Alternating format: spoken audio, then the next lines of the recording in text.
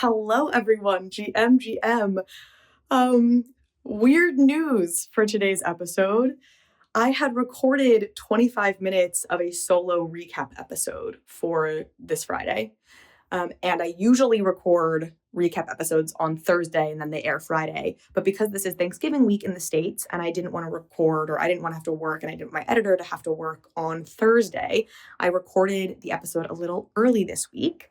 And it was a solo episode. I had like a 2-camera setup, like it was fresh. And then as it turned out, as we just discovered a few hours ago and then troubleshot for several hours, now it is 11 p.m. on Wednesday, everything I shot, the audio did not capture because I had done that funky 2-camera setup. Something went wrong and it did not pick up any of my audio. So I am now at my in-laws on Wednesday night, the Wednesday before Thanksgiving, and with none of my recording equipment. So I do not have a recap episode for y'all today. Now, luckily, I had pre-recorded an interview with Ben Simon, who runs Crypto for Charity, which is just as it sounds. It is an organization that helps folks give their crypto to charities. It's sort of like the Giving Block, if folks know the Giving Block, but we actually talk about in this interview the differences between Crypto for Charity and the Giving Block. And so the plan had always been to do this 25-minute recap episode and then this 25-minute interview with Ben Simon. Felt thematically nice to talk about charitable giving on Thanksgiving week, and we have Giving Tuesday coming up on Tuesday.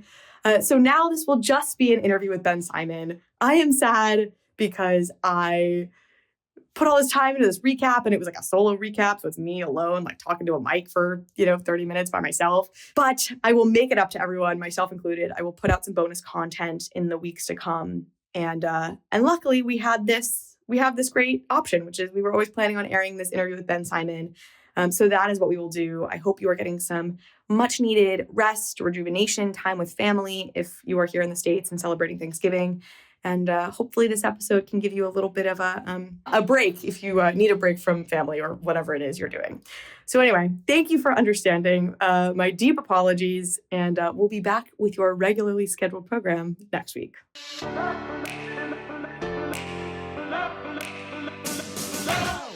Ben Simon, welcome to Overpriced JPEGZ.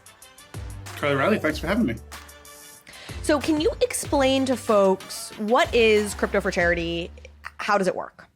So the basic setup, the basic idea is we are a platform through which you can donate crypto assets directly to charity at base, right?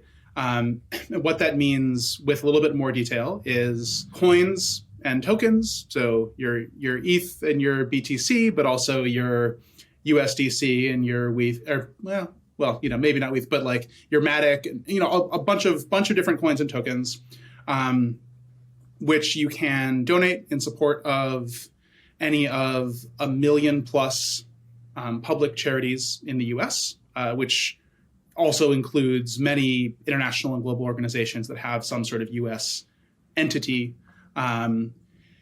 And as well as NFTs. So we can take direct donation of our lovely JPEGs. And the way that works then is that, you donate them and then we sell them and we liquidate it. And the way it works on the kind of the back end is there's a charity that we work very closely with called Free Will Impact Fund. Crypto for Charity is a project of a company called Free Will.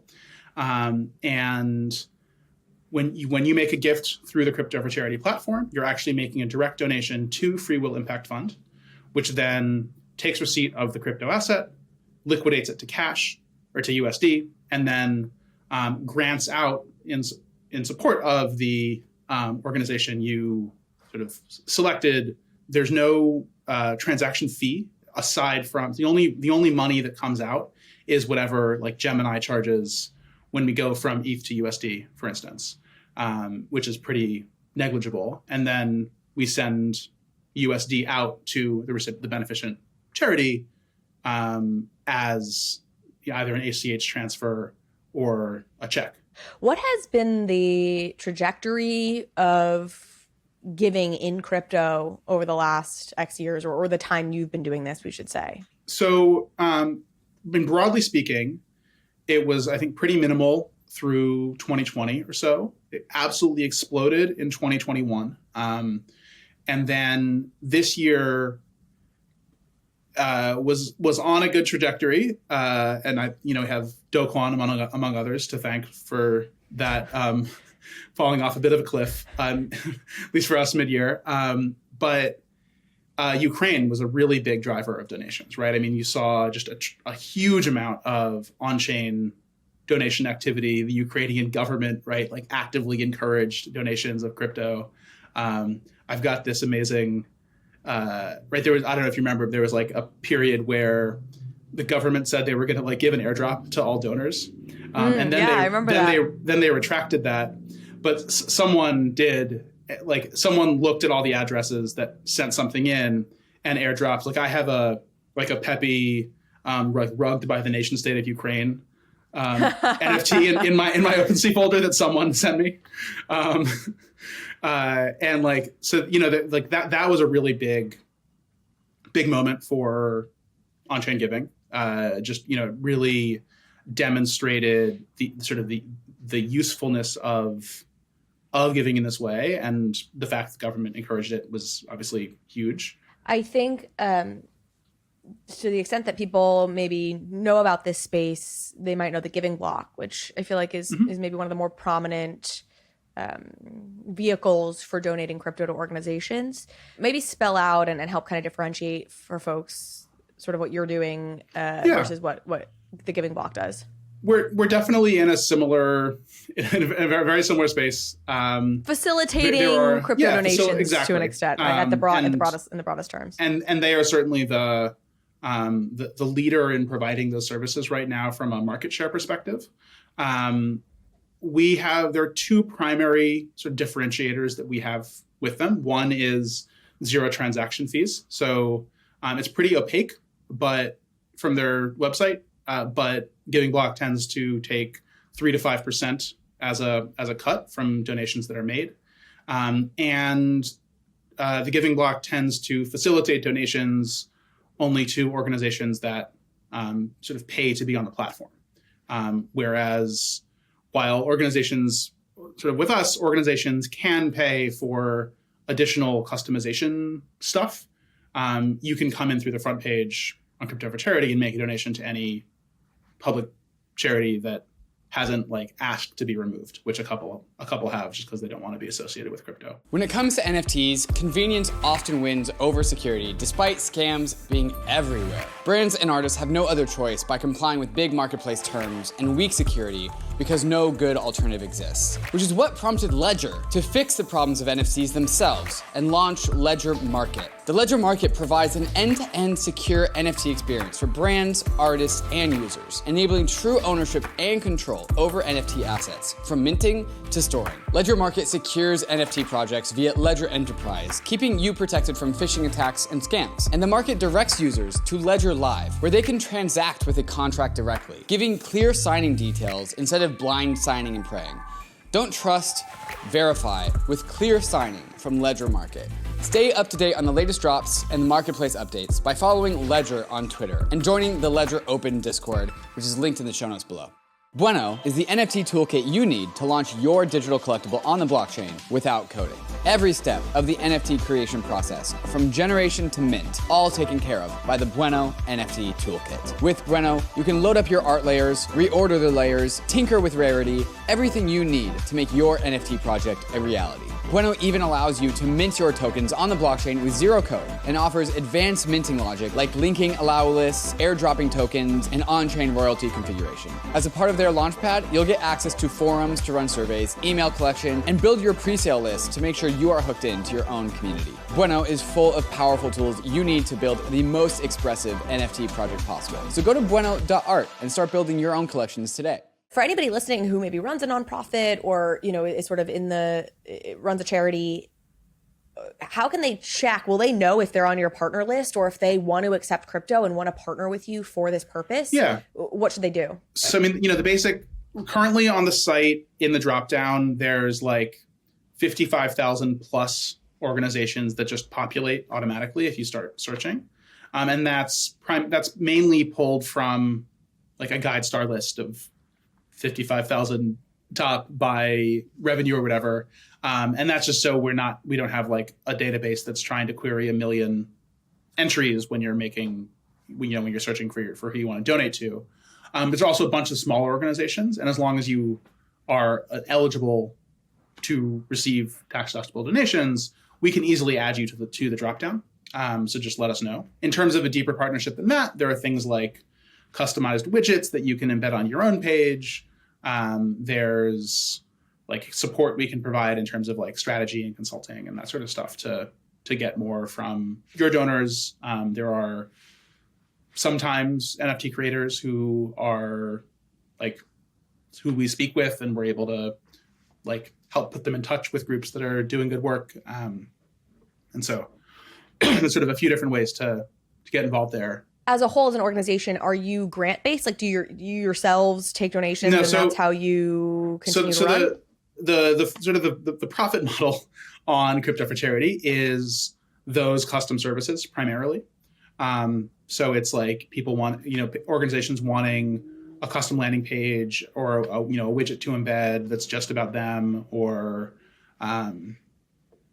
more like consulting and strategy stuff. So you're a self-sustaining, substrate of free will. Is that fair? That's the idea. Okay. I wouldn't say we're 100% there yet. But that is the objective. The goal. And for free will, what is the benefit here for free will is more customers in the door, so to speak. I say customers because they're a nonprofit, but yeah, I mean, so Free Will is a company. Free Will Impact Fund is the nonprofit that accepts donations. So Free Will, the primary revenue comes from, so as I described, this idea of you're making your will and then you hopefully leave a bequest to charity. If you say, yes, I want to leave a bequest to charity, you will, based on where you are and some interests, some charities will be suggested to you, basically as like a featured search result, right? And so you can select any eligible charity you want, but you'll be shown a few that are relevant to you. But organizations pay for those featureships, and they can also pay for custom planned giving stuff. So like if you navigate there's some organizations where if you like navigate through their website to the planned giving section, you'll actually come to a free will page. And so sort of why crypto, when that's the sort of initial business model, is it's like additional tooling that's helpful for those nonprofits. Not to make you give up the goods for free, but what would you say, what are your recommendations for orgs that are interested in reaching the crypto community or getting donations this way? Do you have some top tips, and does it differ from maybe the fundraising strategies if you're just kind of broadly trying to fundraise using fiat? Any organization of almost any size, just based on math, has a fair number of people in its orbit with crypto assets. And so like find a way to reach out to everyone that allows you to talk to the crypto people, right? And so like that doesn't mean like, hey, we're all into Bitcoin now, because that's going to turn some people off probably who aren't crypto holders, right? It remains controversial.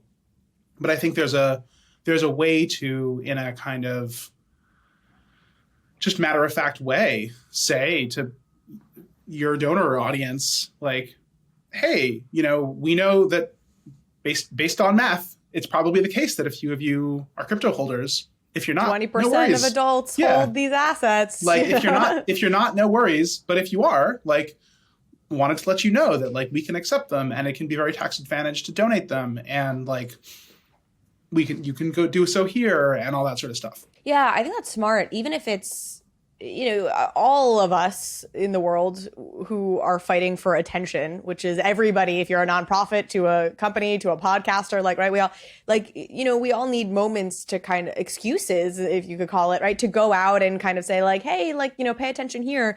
And this could be one such moment, whether or not it results in crypto donations, or it's just another way for you to, it's another excuse to send an email out to your audience. Like you say, if you do it in a tactful way, that doesn't sound like, we're Yeah. now burning down the environment or whatever, Yeah.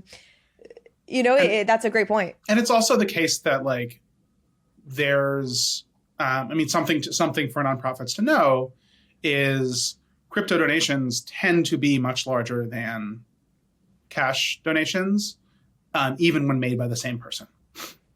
Oh, wow. Right? And that as a is crypto really holder, interesting. that probably makes intuitive sense, right? Like Totally.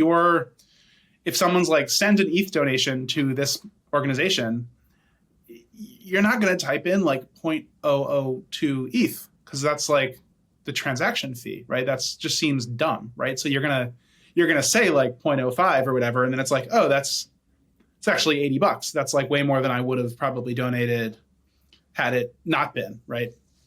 And like when you're dealing in the like fake internet money, it just feels Totally. easier. Every so to do often more. you catch yourself buying an NFT and you're like, I'm sorry, I'm spending $2,000. Wait, what? Yeah. Like you get so used to it that you're like, I mean, I guess it's not $2,000 now is 2 ETH. That's more noticeable. But there was a time when it was like, yeah, I'm minting this for half an ETH. And then you're like, Yeah. in like a normal context, would I ever hand over $2,000 for this? Like, no, probably not. But No, something weird takes over. Yeah. I've had times looking back on some of the things I've purchased and the amount of monies I spent for them, and it's like, wow. You I feel like are in good shape though. You're a generative art lover and I am. are deep in art blocks, which has been a bet that has as of recently. A little IO swivel frame behind that. I know, look at that. Yeah. Has paid off well. It's a art blocks is a good business to be in, at least right now, and I'm relatively persuaded by the Zenecas and Yus of the world that long term it'll be a good play as well. So even if it takes some temporary dips in the future, you're in a good spot. Yeah, I'm a big generative art. Not all generative art. There's plenty of direct, but like generally speaking, I think that good generative art will do well.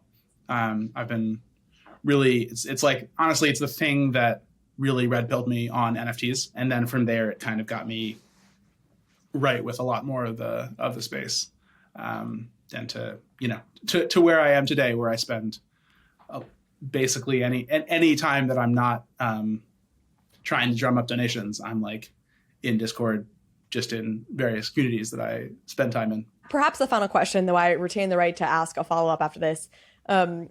We are recording this on November 10th. This, of course, will come out 2 weeks from now, so we're recording this quite early.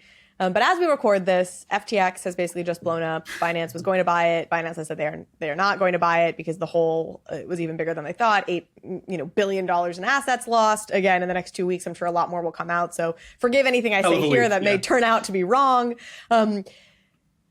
Did I read or hear correctly that you guys had basically, Crypto for Charity had sort of used Gemini and NFTX as sort of your auto liquidator? Yes. I mean, how are I noticed that you're like, yeah, we basically use Gemini because the other exchange we used has gone belly up. So the way we've had it set up for a while, actually, like before anyone knew FTT was in trouble and therefore FTX was in trouble, and what a week. Was Gemini is like has been sort of the preferred exchange, just because it's like easier to work with in various ways on the back end in terms of APIs and stuff. But then we've continued to use FTX up until now, just because it opened up a number of additional tokens that Gemini doesn't work with. In particular, it seems like Gemini likes to push people toward its own USD, it's like GUSD or whatever. Yeah. And so therefore it doesn't, like, they don't do Tether and that sort of thing. And so we've kept FTX. We are in process, I think, of switching that off and basically moving to a setup where like what's available in the dropdown are the Gemini tokens, and then we'll have something that says, like, get in touch if you want to make a donation in a token other than what's offered here. But that's just like a bit more of a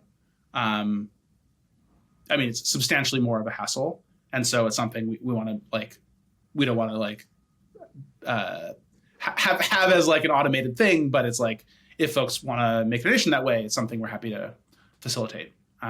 Yeah. Luckily, presumably, clearly, you guys were liquidating and then giving that money on, so you weren't custodying assets with FTX. Yes. Spare and it was fully FTX US as well, which has been true, entirely solvent. So I guess maybe that's actually the true last question. So as we kind of wrap here, and folks are again hopefully thinking about making some end of year donations. As I said, Giving Tuesday is the Tuesday after Thanksgiving. So if you're listening to this the day it comes out, it's a few days from now. Is this only if you're U.S. based? Who can participate in this? Anyone can donate, and you can. And to be clear, you can do so completely anonymously as well.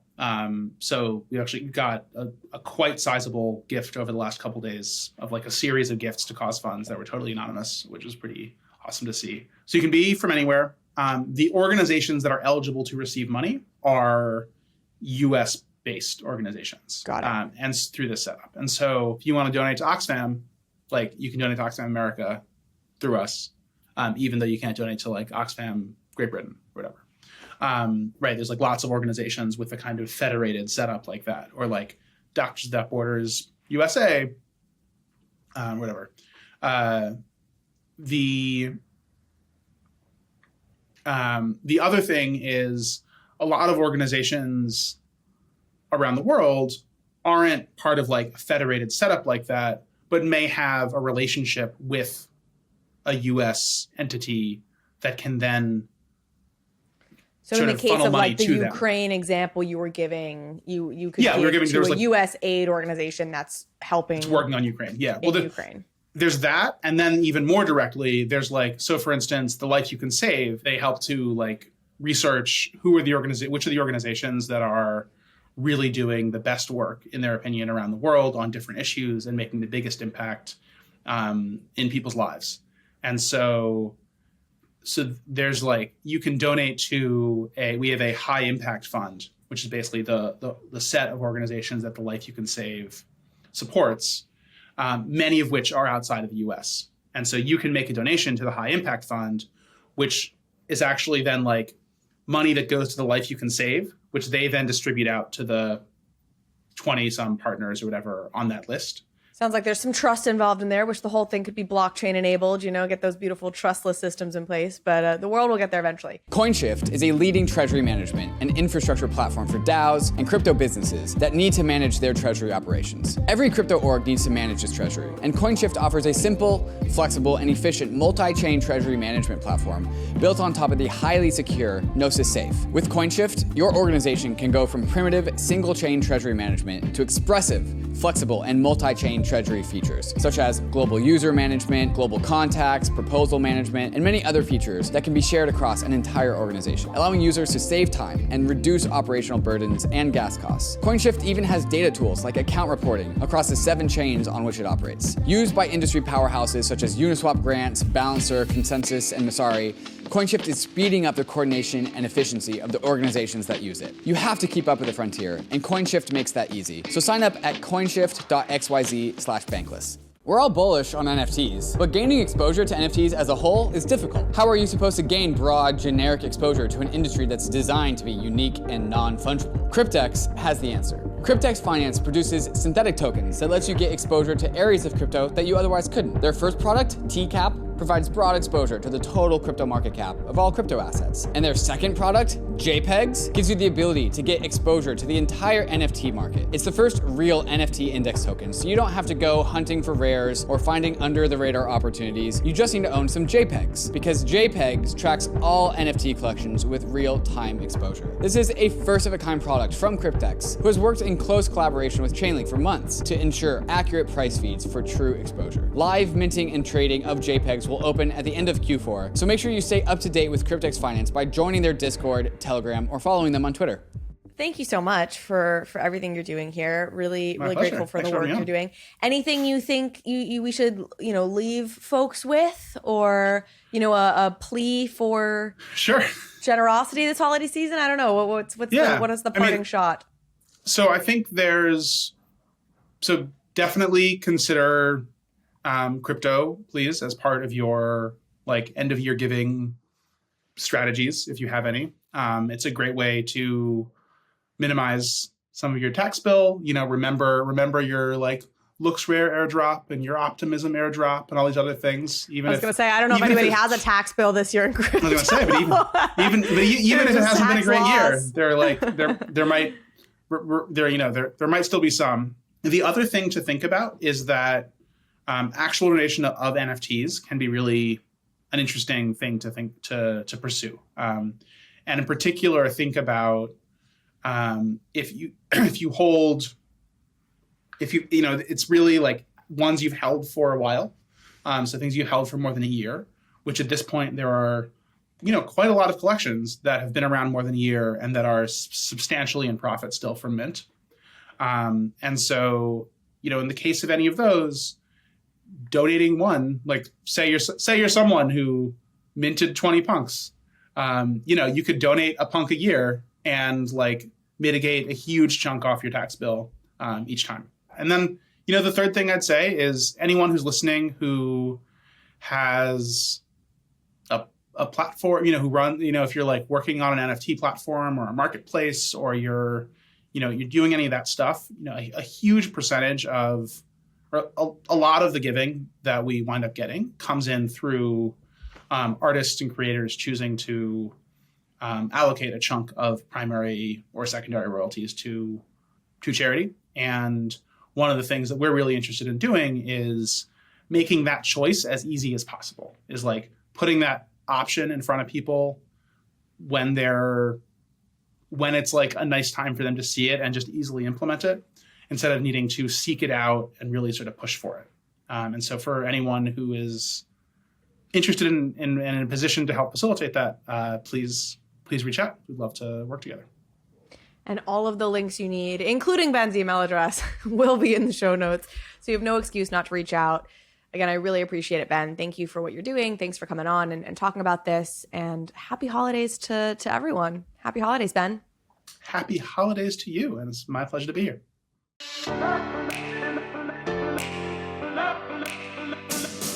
Thank you so much for watching this episode of Overpriced JPEGs. If you liked this conversation, if you liked this episode, please go ahead and hit subscribe. It helps me out, it helps the show out, and it means you will get alerts and updates when we post new content. Thanks again.